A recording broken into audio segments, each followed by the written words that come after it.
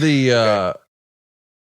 the idea that we have Ricky Morton in here with Bobby Eaton, in your opinion, Chris, are these two of the greatest tag team wrestlers of all time we're seeing in the ring right 100%. now? No doubt. These guys, you could give them like the most obscure partners in the world, and they're still going to have that tag team chemistry, especially in the ring with one another.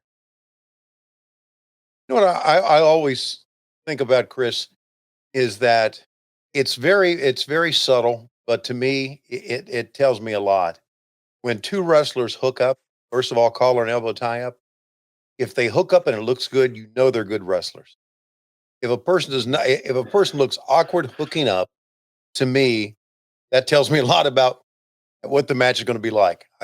I've always thought that. It's so simple, but when two guys or two girls just hook right up, man, you're thinking, man, this could be a good match. They know what they're doing.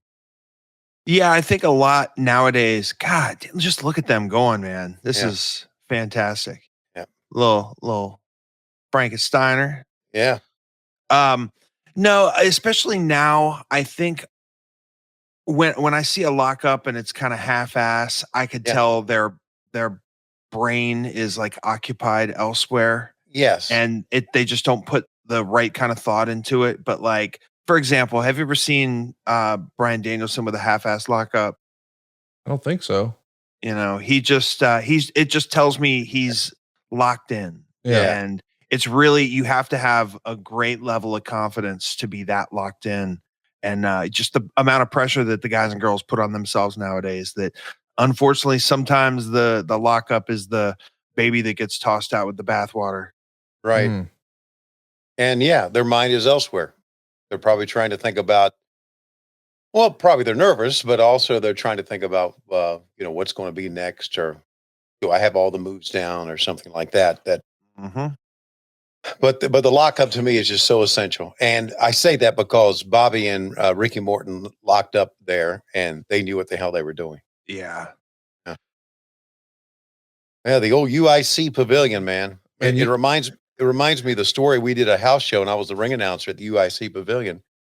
And Gary Juster came to me and said, "There's a heavy thunderstorm hitting the city of Chicago right now, and there's power outages everywhere." When great, he said, "If the lights go out, I want you to stand up and tell everybody just to stay in their seat. Everything is going to be fine.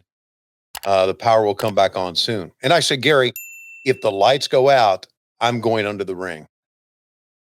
Fuck them. But the lights never went out. And but I never will forget thinking that, in the dark with all these fans. We had a big crowd that day too.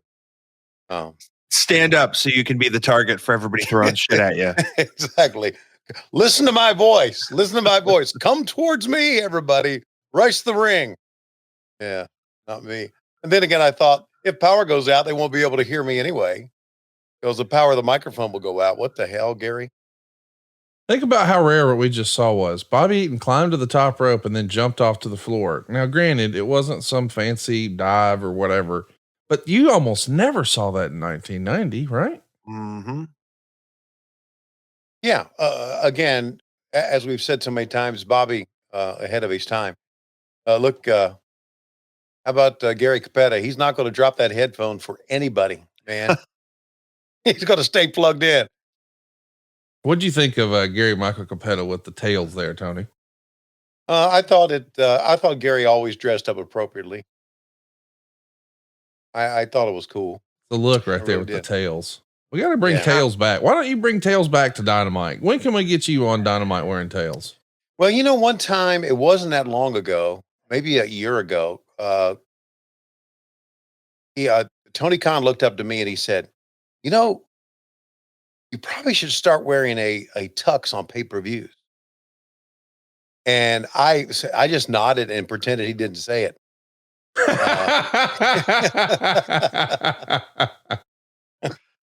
And just kind of walked out of the room in a stupor.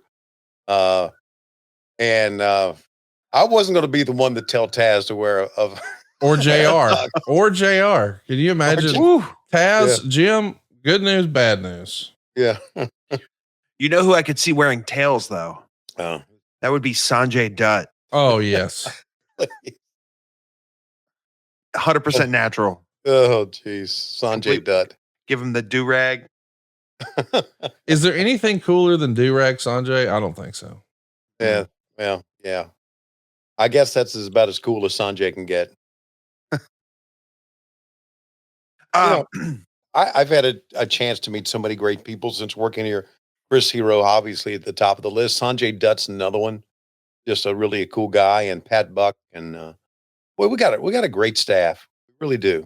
We really have a great staff, and makes a lot of fun on TV days. Look at this, a body slam on the ramp by Stan Lane and the old rocket launcher right here for Bobby Eaton on the ramp. Oh, that can't feel good. You know, Tommy Rich is like, I ain't taking that shit. That's probably right. Yeah. Chris, go ahead, Bobby. You've been on 1,000 independent shows before, I'm sure, with Tommy Rich. You got any good Tommy Rich stories you can share with us? You know, not really, but I always felt closer to him despite having not spent a lot of time with him just because of Tracy. And Tracy had so many Tommy Rich stories. And there was a WrestleMania a couple years ago. We were all at the same hotel, and I went outside at one point, I think maybe to get some DoorDash or something. And then Tommy Rich just out there smoking a cigarette and, you know, sat and talked with Tommy for about a half hour. So just the Don of the FBI. Look at this, man. That was so far ahead of its time right there. I've never seen that. I don't think I've seen it even now. No, I was thinking the same thing. You don't see that much of that. Yeah. Chris, we really missed you in Ottawa, man. Oh man. Yeah. I missed you guys as well. It was nice to have a weekend off, but yeah, I know. But yeah, you're right, Tony. We do have a really great crew there. And it's such a, when I say high stress environment, I just say that the level that we aspire to and just the amount of stuff that goes on, the amount of work that goes into it. If we didn't have the crew of people that we have, it would not be as fun. Yeah. I'll say that much. Yeah. We got good. It's been a good staff. And it's just, everyone is so multi-talented. You mentioned Sanjay, you mentioned Pat Buck, like just the things that those guys do behind the scenes and the skills that they have. It's not something, you could follow their career for 15 plus years and still not know all the things they're capable of behind the scenes. Right. Yeah. So good stuff.